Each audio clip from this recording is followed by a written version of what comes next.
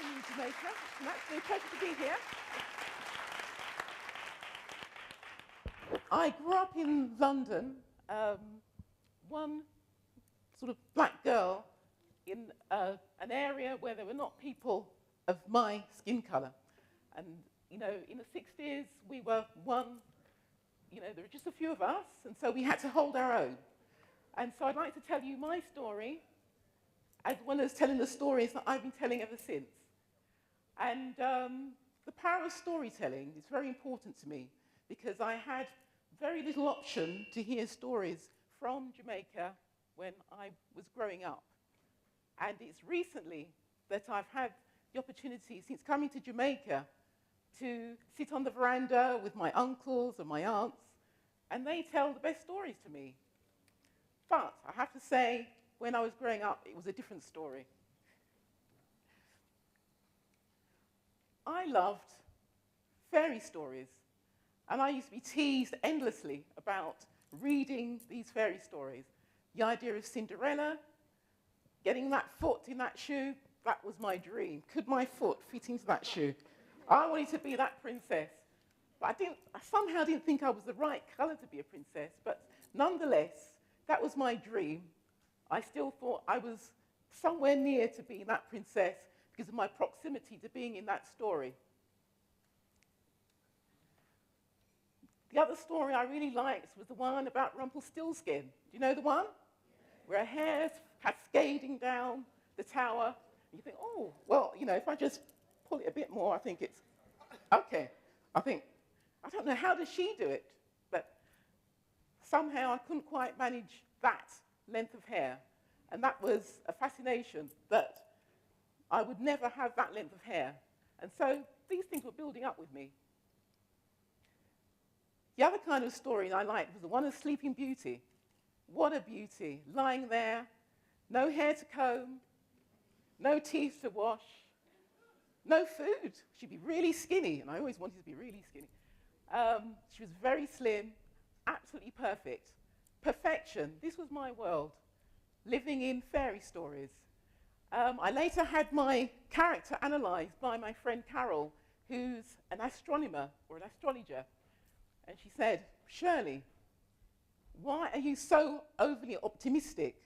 All your stars say that your dreams are far out of this universe.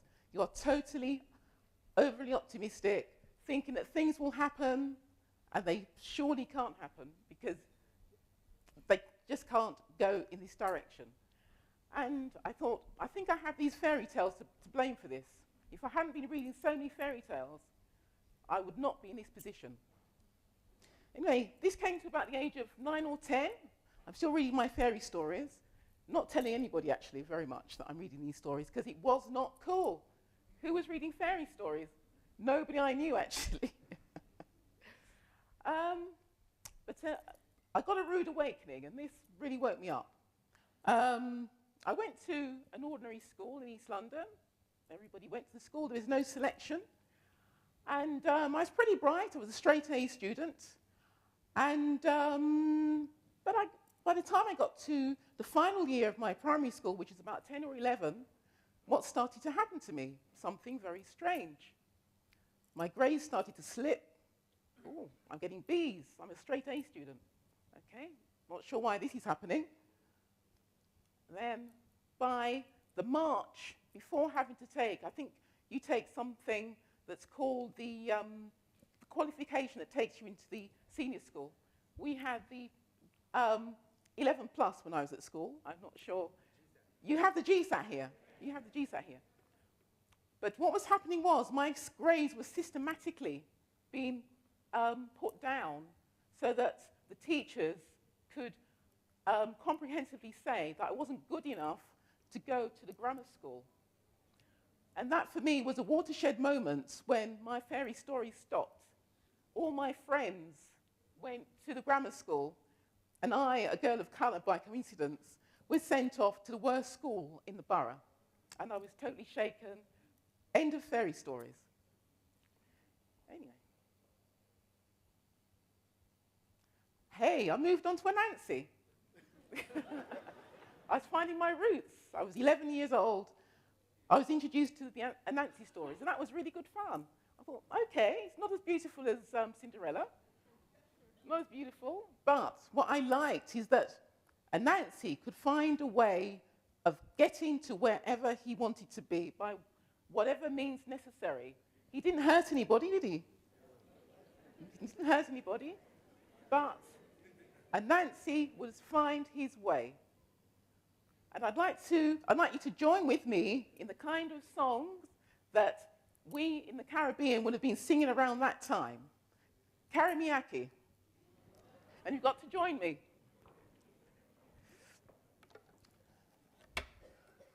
I'll start at a pitch you all know. Ooh.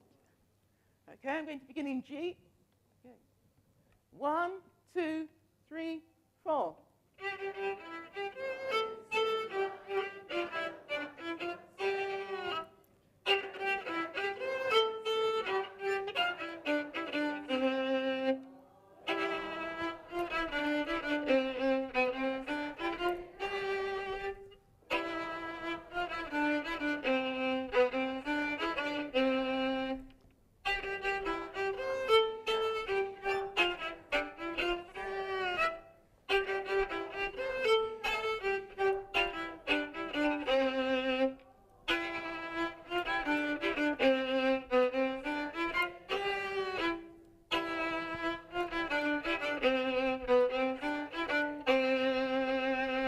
Well done, everyone. It's fabulous.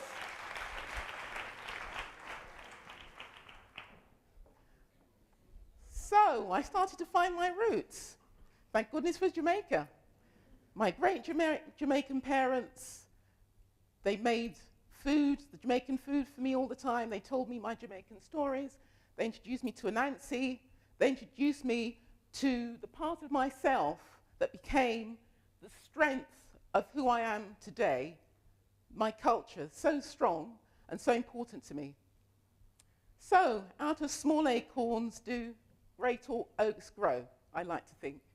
So, I moved on to bigger stories. I was commissioned by the Queen of England. Well, I was commissioned by London to write a large orchestral piece for the Queen. Oh my goodness, the Queen.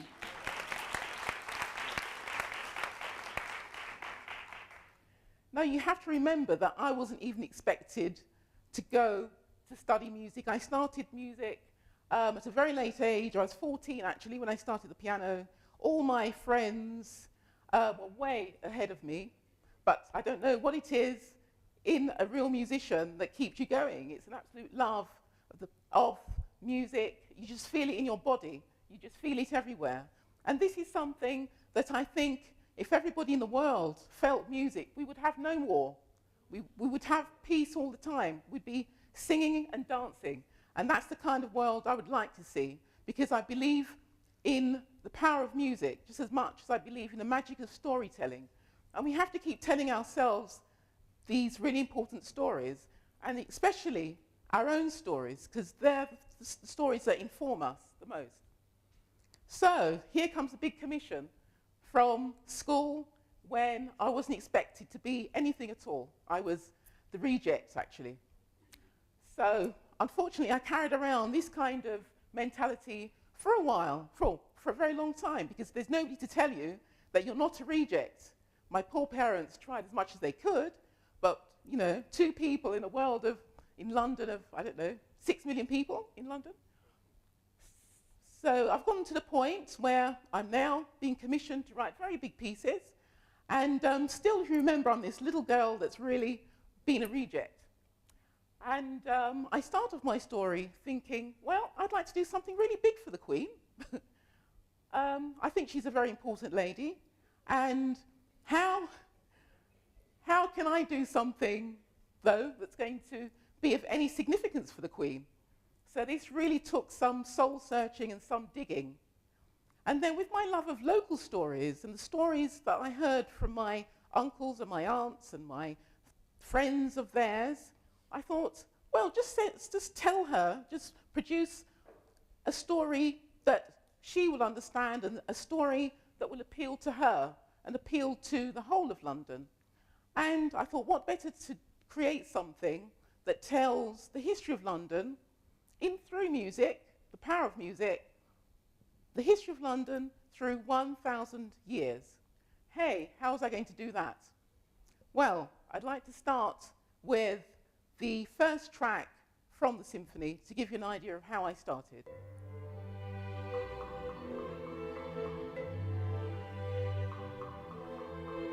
And you can all sway if you want.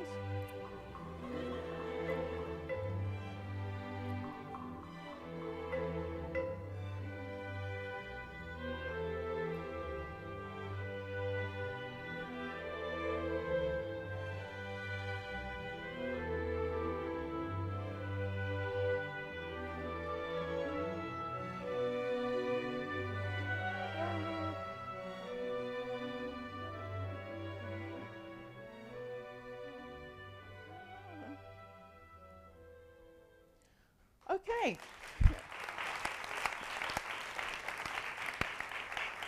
Well, I'm glad you enjoyed my two-step. So I start off with England as a pastoral idyll. A pastoral idyll that had little affinity with me, really, because in England, the face of somebody of colour wasn't specifically ever seen in a pastoral idyll.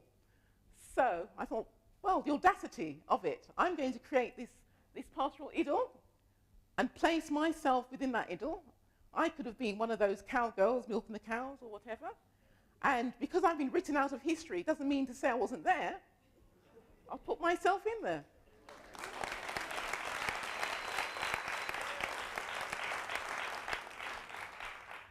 So here we go. I think we'll have some cows in this piece. We'll have some blue skies. We'll have lots of space. And we'll have some sheep. And we'll have the usual things that you expect of a constable painting. A beautiful English idyll. And so I created this piece out of some very basic ideas. I try and imitate physically what the cow will do in the music. And I also try to imitate the spaciousness of it. And I'd like to give you a little sample of how I put my bits of music together. Am I playing?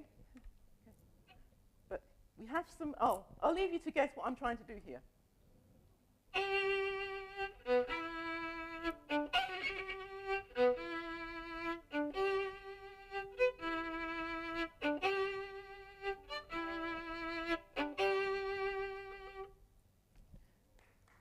Okay. Please have a guess at what I'm trying to do. Thank you. Thank you. The lopsided cow, sort of dun, dun, dun. So that was my cow. So that's how I started off the whole symphony, actually. And then I thought, well, why don't we have a nice soaring melody over the top of that? So, to create the beauty of the earth. So I add this to it.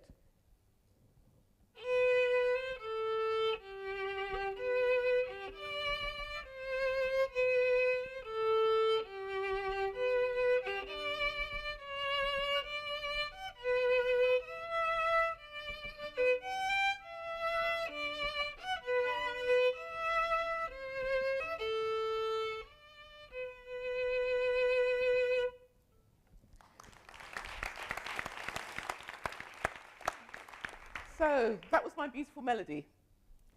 Even if I say so myself, I really like it. So those are the components of my first movement. I worked with 200, the Royal Philharmonic, an orchestra of 150 people, and 2 choirs, soul singers, and a rapper. And I had the engineer who engineered all the Bond films, engineering this piece, and he's walking around scratching his head, going, oh my goodness, people, 200 people. I haven't got enough mics, so he had to find 200 mics to mic up every single person in this piece of 1,000, he called it. So I moved on to the next part of the symphony, and telling this symphony of the story of London. And I move on to the industrial era. And you all know everywhere was bursting with building and people pouring into London. And I wanted to create the energy of that kind of scene. And I tried it this way with the music.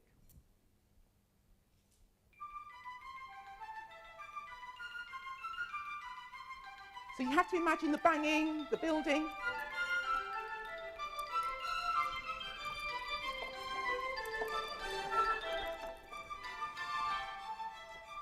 Okay.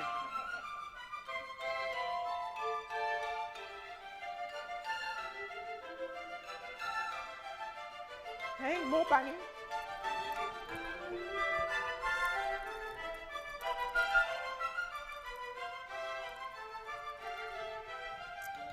Okay, get that up there.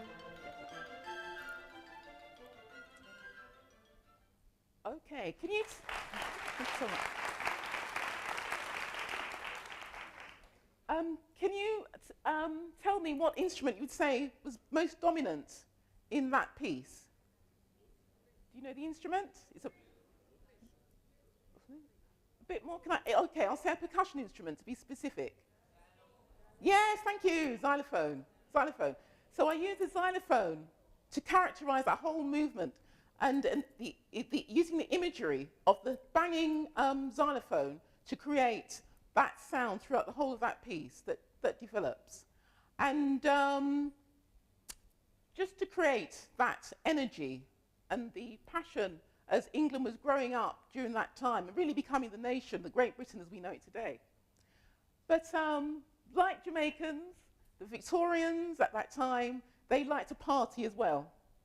And let's hear a bit of their party music.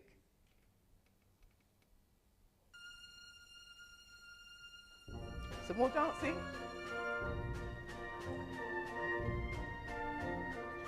Ooh.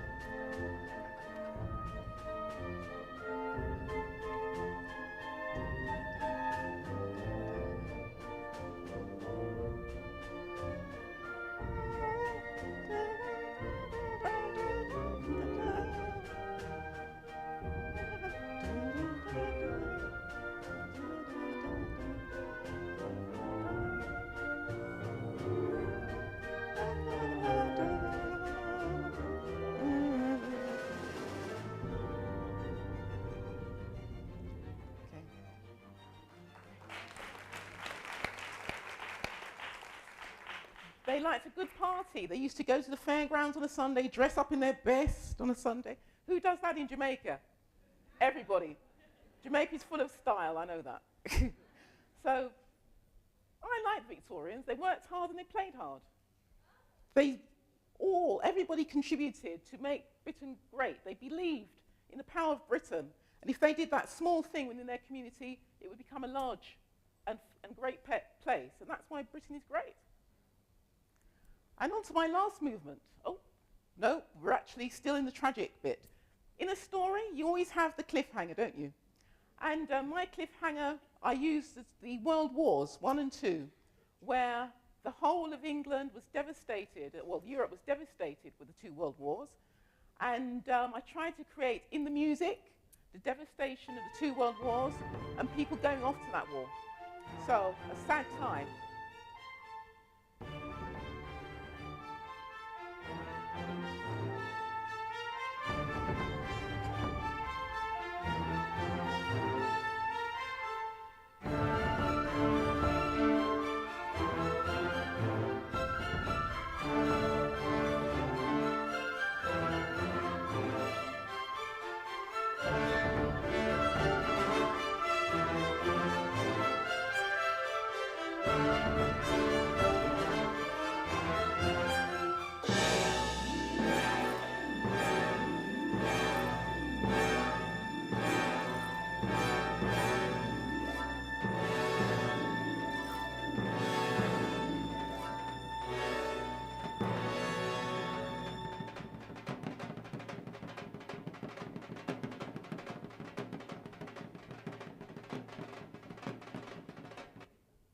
Yeah.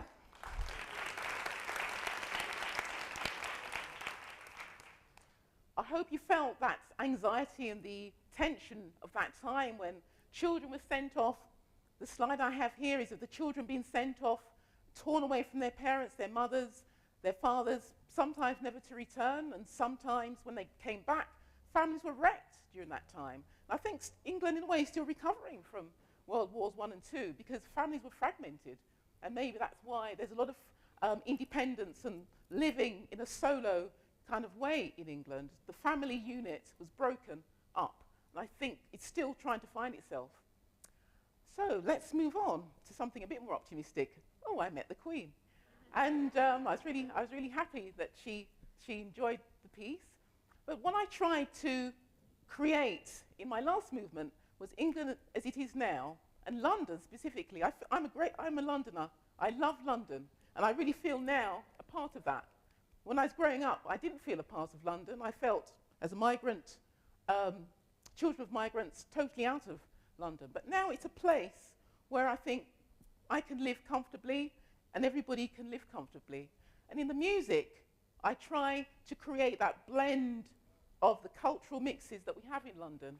And I think in terms of nations, cities around the world, London represents a whole melting pot of nations and infinite nations, as does Jamaica. I think Jamaica is a very tolerant country that really has a great cultural mix.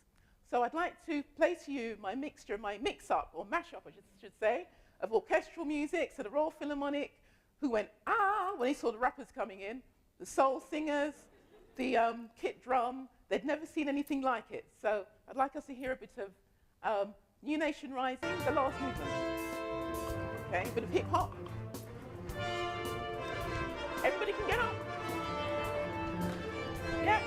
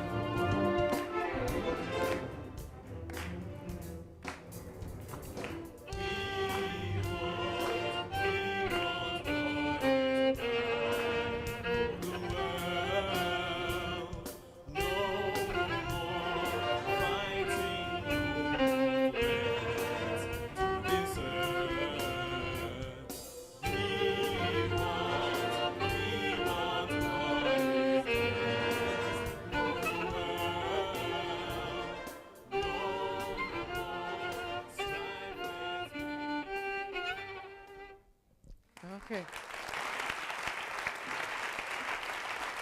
I have another story that I'd like to tell. It's going to be told in dance. It's about a woman who refused to dance. She was on a slave boat on the way from, I think it was South Africa, to the Caribbean. And she was on the boat, and she refused to dance on that boat.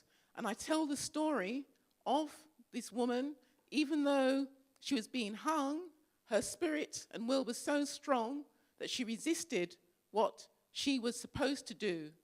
She would not dance on that day. But I tell the story of her continuing, her spirit continues to inspire the rest of the nation. Her story was taken to Parliament by Wilberforce in 1807, and it was on the strength of the case that she refused to dance on the slave boat that the beginning of the slave trade, the trade in African slaves, that was begun at around that time.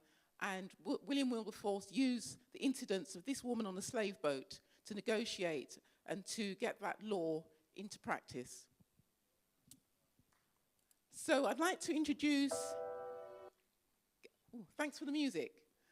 I'd like to introduce the fabulous Kerry-Ann from the Jamaican National Dance Company to dance this piece for me. Thank you very much.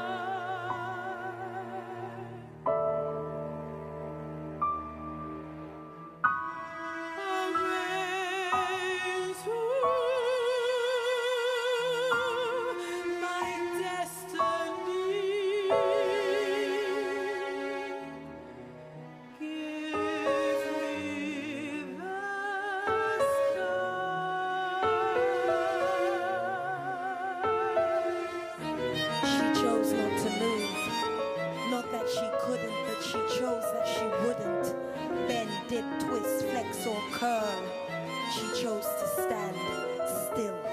It was her will.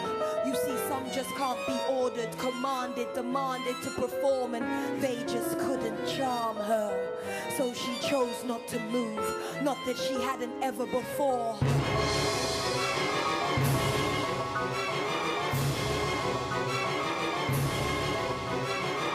Let it go, let it flow through her, glow through her, with laughter on her lips, seduction on her hips, and forever in her mind.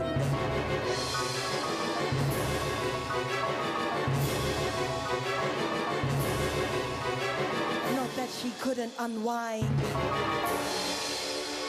she just couldn't be broken, couldn't be a token of their entertainment. So she chose not to move, knowing that her life was her own.